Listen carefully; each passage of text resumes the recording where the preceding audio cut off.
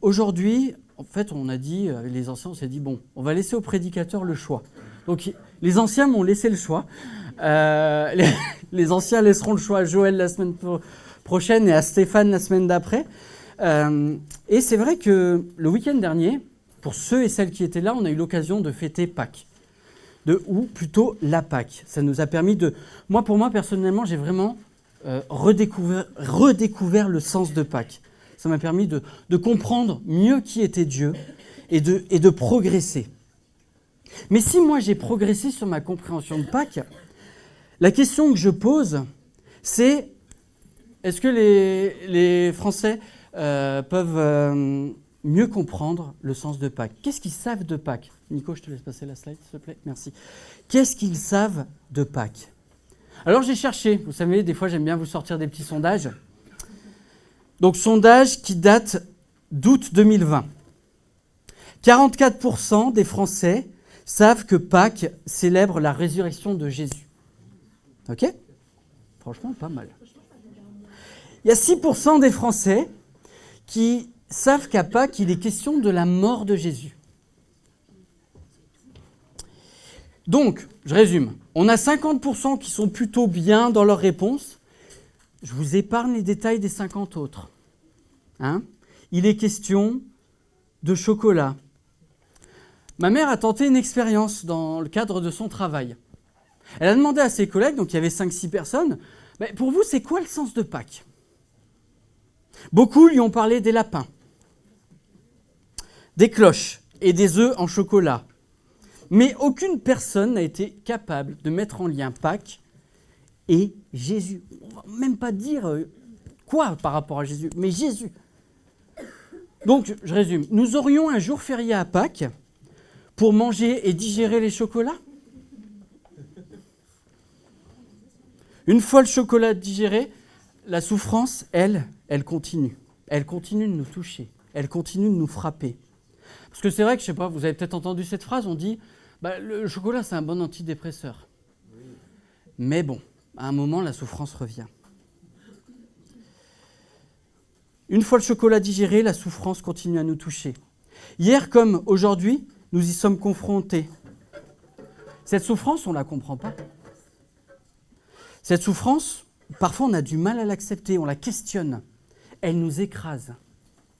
Mais ce que je vous suggère, et c'est ce que je vous propose de découvrir ce matin ou de redécouvrir, la fête de Pâques, c'est l'occasion de nous rappeler que dans nos souffrances, le Dieu Tout-Puissant intervient pour nous. Et c'est ce que je vous propose de voir ce matin. Je vais vous emmener avec moi dans un texte de l'Ancien Testament.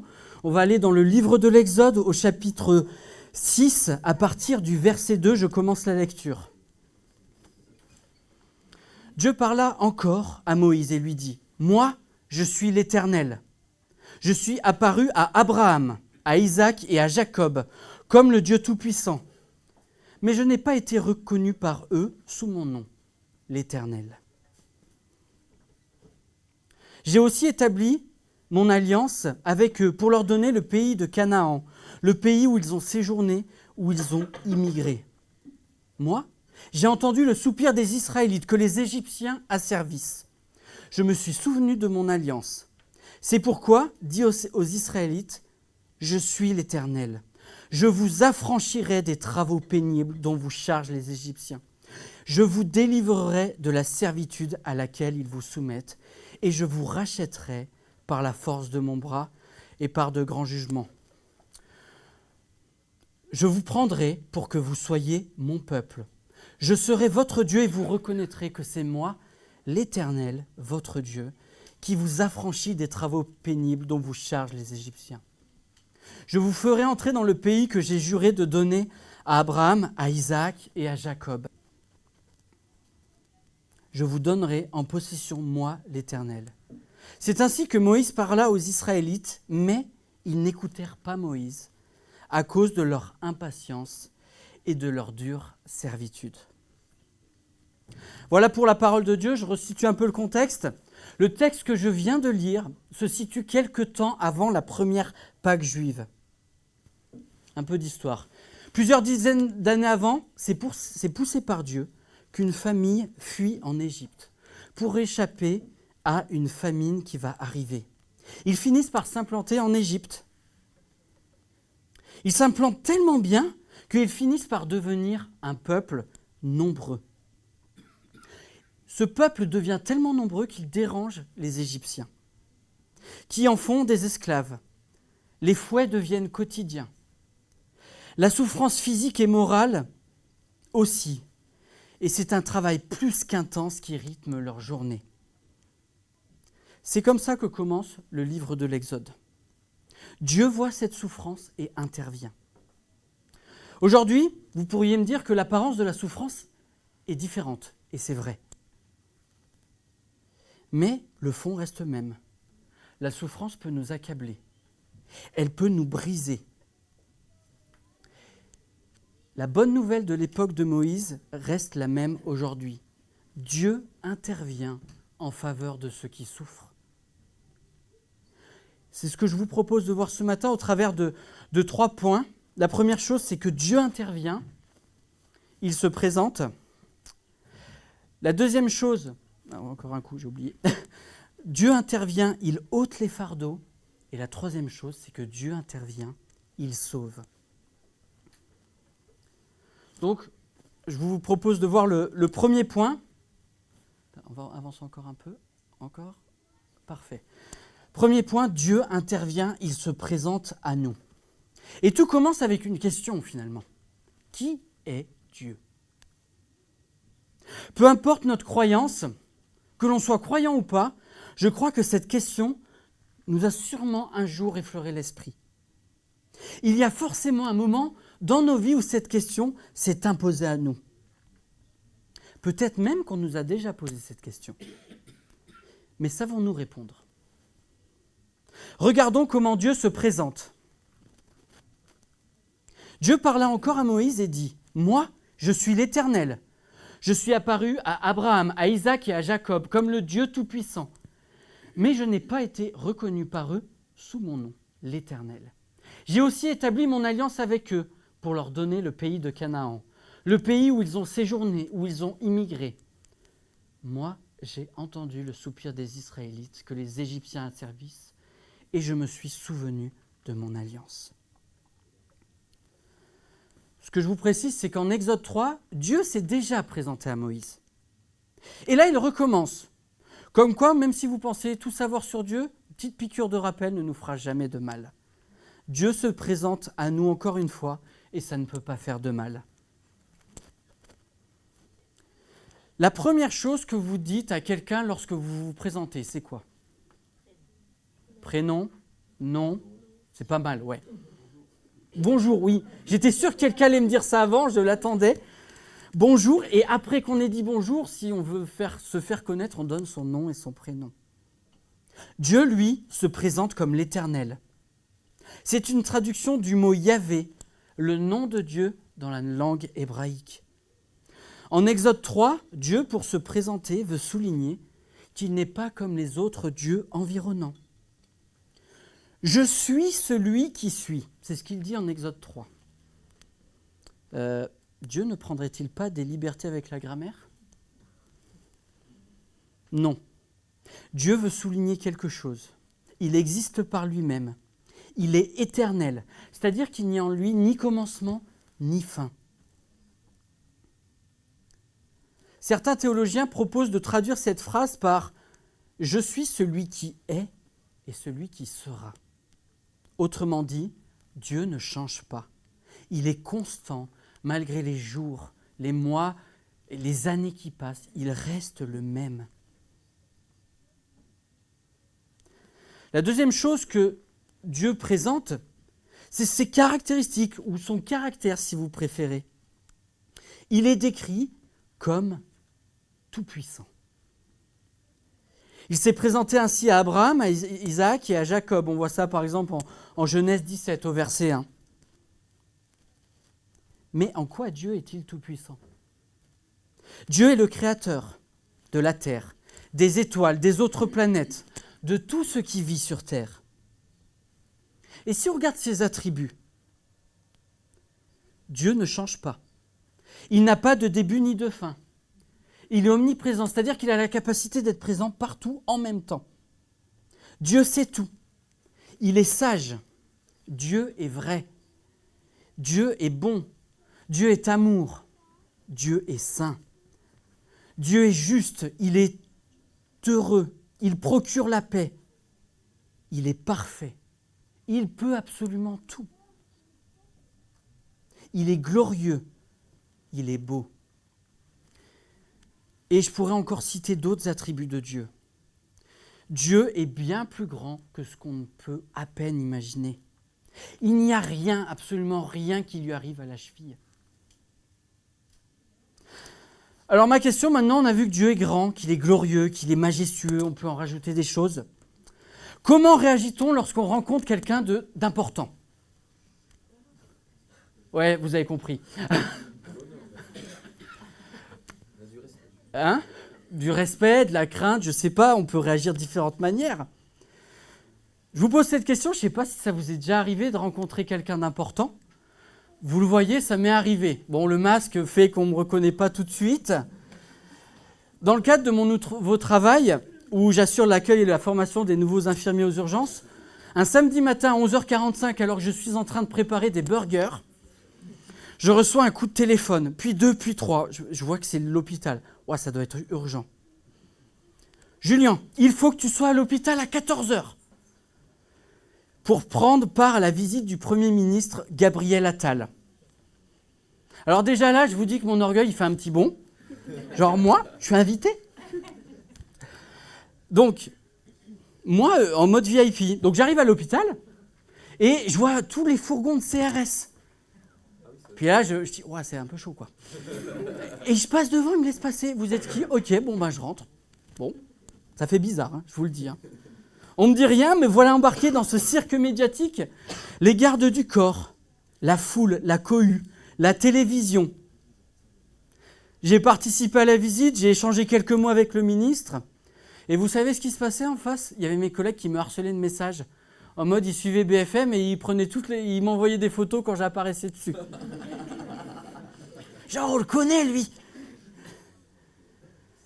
Et après, je suis rentré.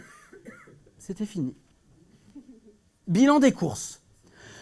Honnêtement, je me suis dit, vous savez le genre de choses à faire au moins une fois dans sa vie ? Assister à une visite ministérielle, c'est fait.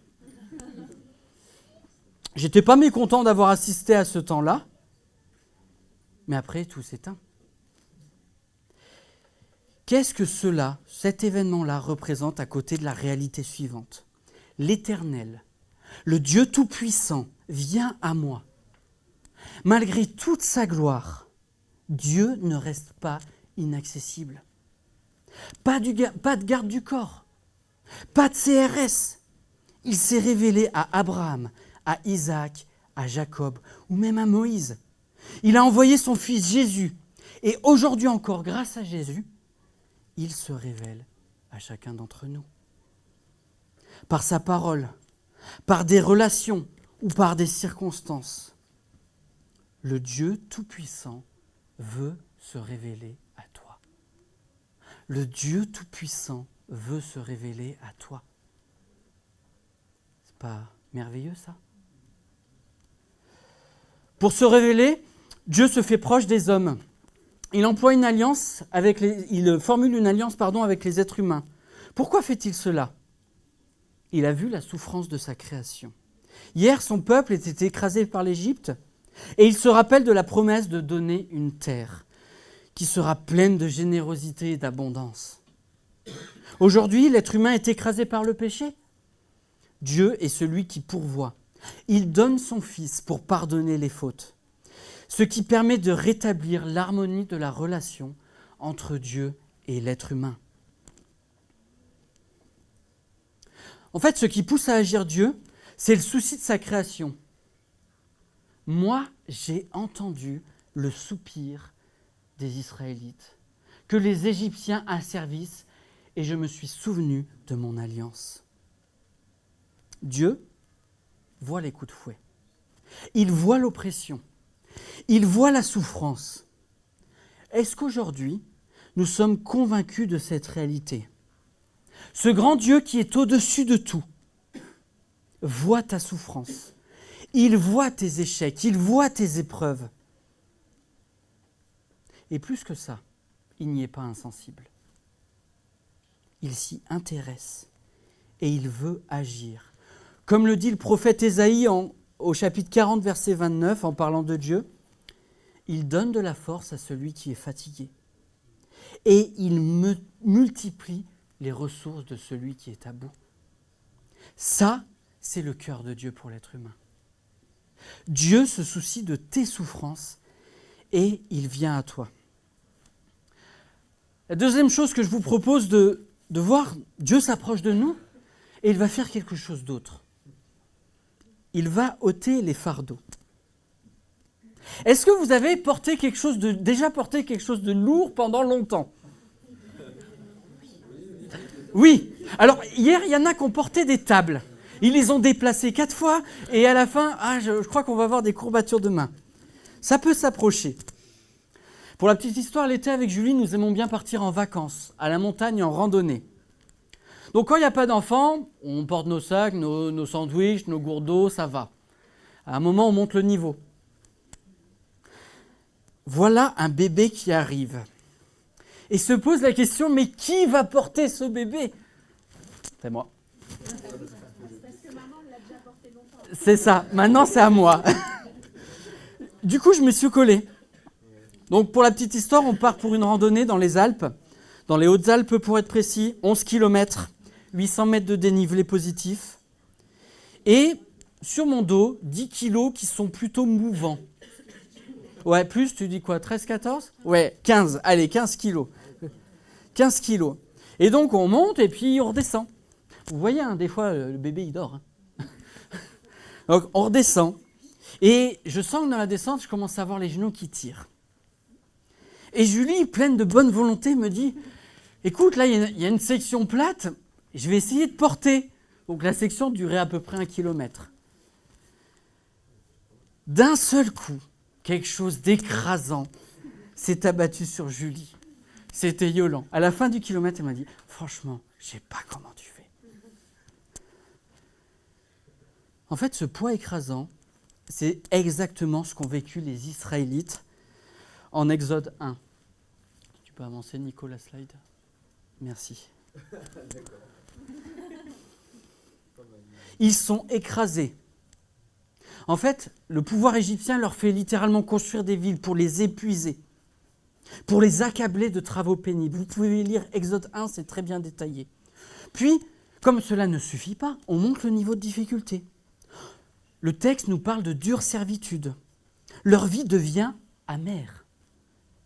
C'est avec cruauté qu'on leur impose tout ça. Et comme si ce degré de cruauté ne suffisait pas, à un moment donné, le pharaon prend cette décision. Vous allez chercher tous les enfants mâles et vous les jetez dans l'eau, dans le fleuve. Est-ce que nous avons une idée du niveau de souffrance dont il est question ? Je ne pense pas avoir déjà vécu cela personnellement. Il s'agit de persécution. Il s'agit de fouets qui claquent tous les jours, de blessures physiques et d'enfants qui meurent. Mais voici que Dieu intervient. C'est pourquoi dites aux Israélites, « Je suis l'Éternel. Je vous affranchirai des travaux pénibles dont vous chargent les Égyptiens. Je vous délivrerai de la servitude à laquelle ils vous soumettent. » En fait, quand on regarde bien le texte, Dieu promet 2 choses. Affranchir des travaux pénibles et délivrer de la servitude. Par le vocabulaire qui est utilisé, en fait, on perçoit bien la condition d'esclaves des Israélites. Ce sont des esclaves, donc ils sont asservis, et pour les libérer, il faut les affranchir. Selon le petit Robert, un esclave est une personne qui n'est pas de condition libre, qui est sous la domination absolue d'un maître. Et là, vous pourriez me dire, oui, mais en 1848, en France, c'est la date de l'abolition de l'esclavage. C'est vrai. Cela veut-il dire qu'on n'est plus esclave ? La Bible nous parle d'un esclavage plus subtil, plus discret. Il est question d'un esclavage qui est provoqué par le péché, ou autrement dit le mal. Et si tu peux afficher Romains 6, verset 17, je lis pour le moment verset 17, mais grâce à Dieu, après avoir été esclave du péché. J'aurais besoin de 2 volontaires là. Tout de suite maintenant. Mathieu, t'es recruté, viens là s'il te plaît. Ok, Francis.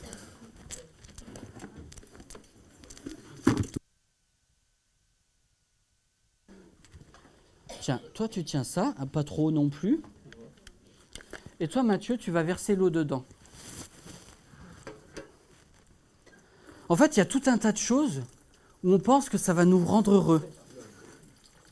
Lorsque nous pensons avoir plus d'argent et que cela nous rendra heureux, nous devenons esclaves. Lorsque nous pensons qu'avoir plus de vacances nous rendra heureux, nous devenons esclaves.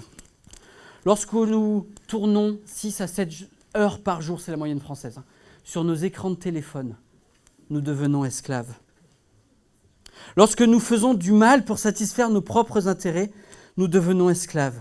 Lorsque nous critiquons l'autre par jalousie, nous devenons esclaves. Lorsque nous pensons que boire de l'alcool, fumer ou même regarder de la pornographie nous rendra plus heureux, nous devenons esclaves. Toutes ces choses, souvent on pense qu'elles ont le pouvoir de nous rendre heureux. Mais ce sont autant de choses que la Bible appelle le péché. Le péché nous réduit à l'esclavage. Il nous domine. Il nous dit quoi faire. Il nous promet le bonheur qu'il ne nous donnera jamais.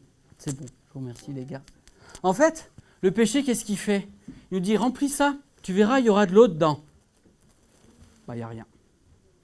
Ça laisse un goût amer. Et c'est ce que Jérémie 2,13 nous met, car mon peuple a doublement mal agi. Ils m'ont abandonné, moi la source d'eau vive, pour se creuser des citernes qui ne retiennent pas l'eau. Si nous reconnaissons que nous sommes dominés par le péché, par le mal, si nous nous tournons vers Dieu qui est la source d'eau vive, il va nous affranchir et nous libérer. Et c'est ce que souligne la suite du passage dans Romains 6, 17, 18. Et à présent, affranchis du péché, vous êtes devenus esclaves de la justice. Mais il ne faut pas croire que c'est facile. Les Israélites, ils sont passés d'esclaves à libérés. On pourrait se dire qu'enfin, ils vont être heureux. Mais pas du tout. Et ça ne mettra pas longtemps à venir. En Exode 14, le peuple hébreu est coincé entre la mer et l'armée égyptienne qui s'approche dangereusement.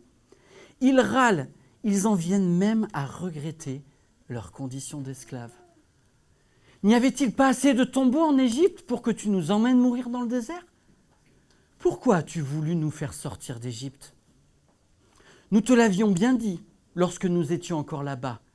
Laisse-nous tranquilles.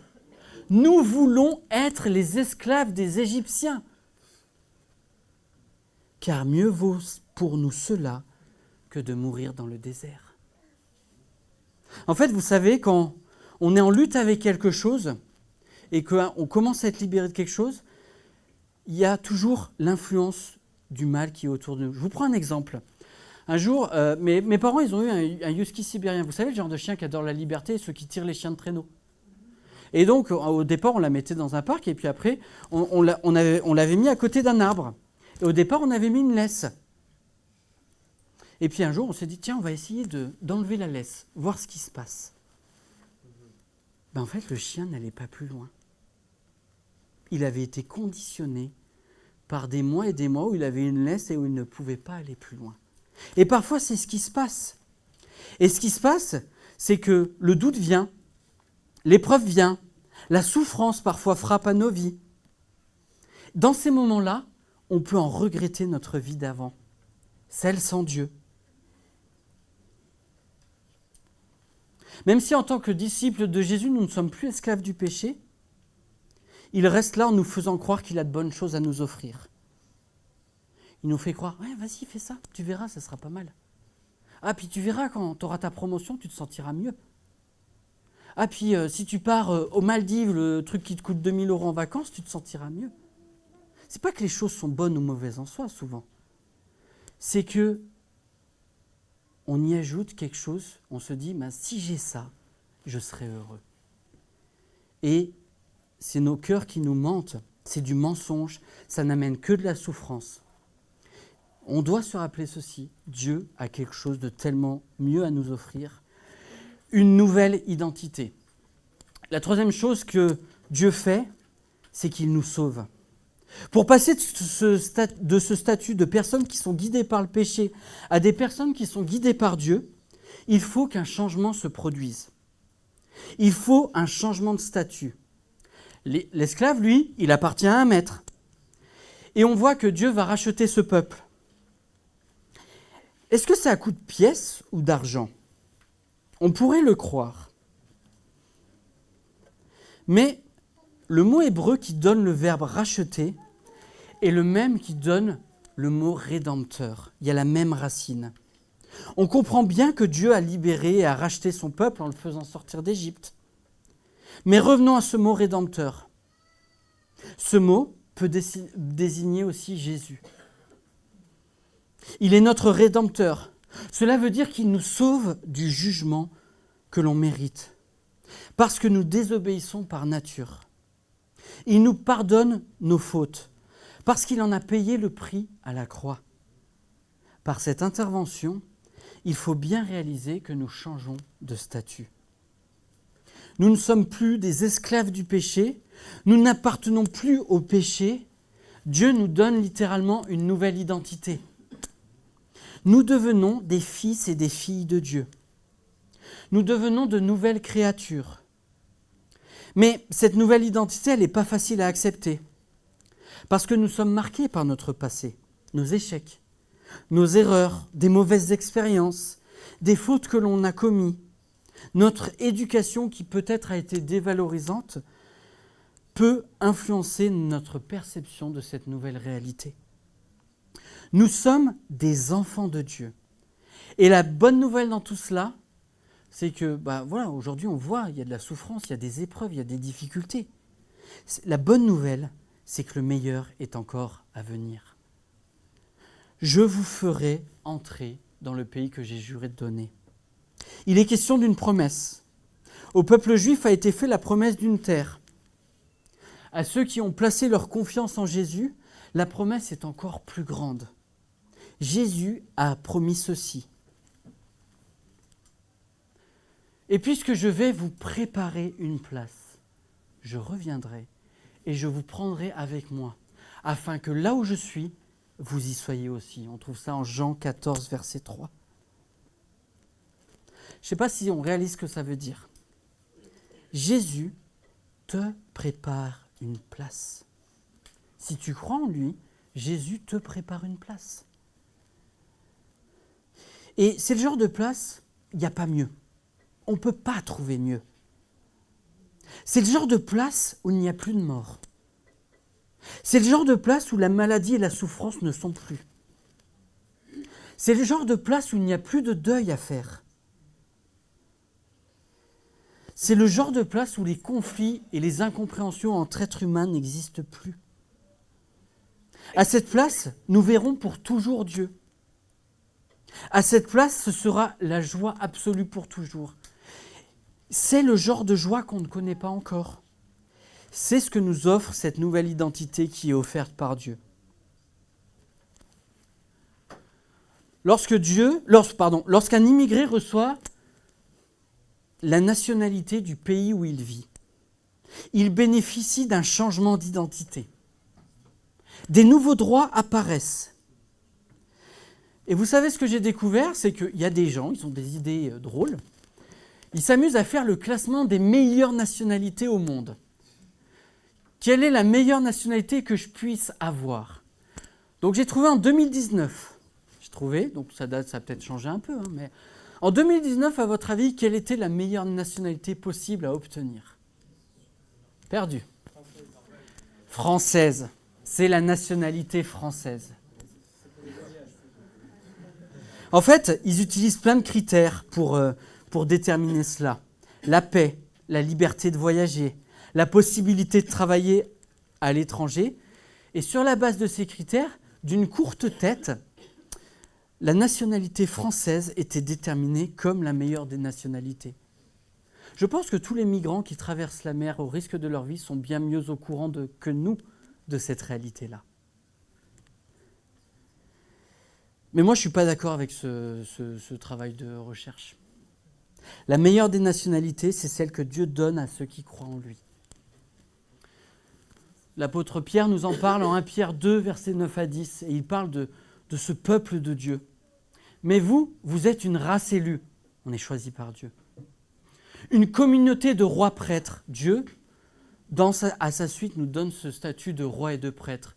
Une nation sainte, un peuple que Dieu a libéré, pour que vous célébriez bien haut les œuvres merveilleuses de celui qui vous a appelé à passer des ténèbres à son admirable lumière. Car vous qui autrefois n'étiez pas son peuple, vous êtes maintenant le peuple de Dieu. Vous qui n'étiez pas au bénéfice de la grâce imméritée de Dieu, c'est-à-dire une faveur imméritée, vous êtes à présent l'objet de sa grâce. Elle n'est pas belle, cette identité ? Je vous propose de conclure. Dieu a prévu d'intervenir en faveur de son peuple. Au moment de ce texte, cette intervention est encore à venir. Moïse se charge donc de transmettre au peuple ce qu'il a reçu de Dieu. À votre avis, comment cela a-t-il été perçu ? Comment les Israélites reçoivent ce message ? Mal. Vas-y, Nico. Ils n'y croient pas. C'est ainsi que Moïse parla aux Israélites. Mais ils n'écoutèrent pas Moïse. Ce serait très facile de juger, de dire franchement, ça craint. J'aurais fait mieux, moi. Mais si j'étais une de ces personnes qui a entendu cela de la bouche de Moïse, qu'aurais-je fait ? Si chaque jour de ma vie était marqué par des coups de fouet, qu'aurais-je pensé ? Dans l'épreuve, comme beaucoup, j'imagine, j'ai cette tentation d'en vouloir à Dieu. À plus forte raison, dans ce contexte de souffrance, je n'aurais peut-être tout simplement pas écouté. Tout simplement parce que les épreuves que nous traversons ont tendance à nous rendre aveugles. C'est ce qui est arrivé aux Israélites à cause de leur dure servitude. Ou c'est peut-être notre impatience qui va nous rendre aveugles. Ou notre insatisfaction qui peut nous rendre aveugles. Nous sommes des Français, nous aimons bien râler. Peut-être que notre côté râleur va nous rendre aveugles. Peut-être que notre rationalité va nous rendre aveugles. Finalement, ma question est simple ce matin. Et je vous invite à vous la poser. Qu'est-ce qui te rend aveugle au point de ne pas voir l'action de Dieu dans ta vie ?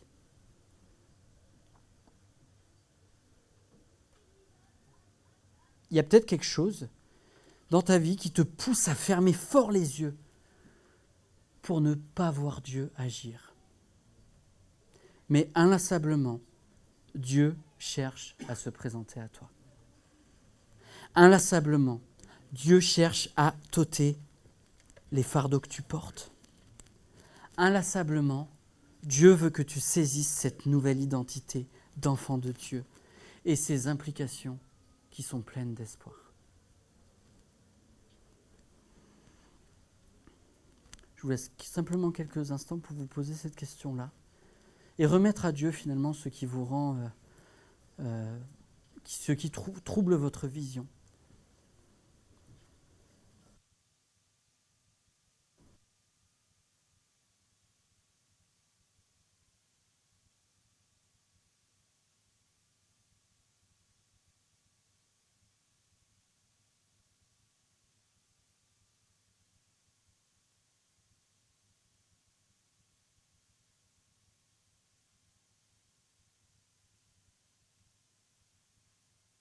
Ce texte, combien ton action hier ou aujourd'hui est absolument exceptionnelle vis-à-vis de nous, ta création.